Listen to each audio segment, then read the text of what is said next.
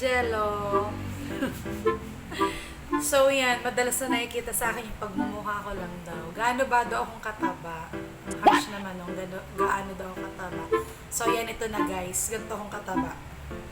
Chup, chup, chup. Yan, ganyan akong kataba. Pero malakas pa din yung loob kong mag-tuck in. Ito guys. Toy! Toy! Yan.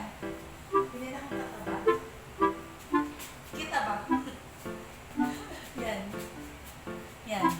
Yan, yan, yan. Pero best in tuck in pa rin kahit mataba. Yan guys. Ano? Masaya na kayo? Char! Masaya na kayo? Hindi ako naglalaro dito. Lunch break ko po. So habang hinihintay ko maluto yung binibili kong manok sa labas na tigto 35 pesos. So yan, ganito yung ginagawa ko. Para happy lang. Feeling happy. Feeling happy, be happy. Be happy no matter what.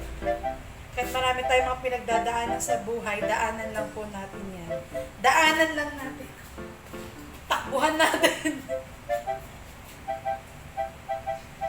Guys, check ko na yung manok. Bye muna. Bye, bye, bye, bye.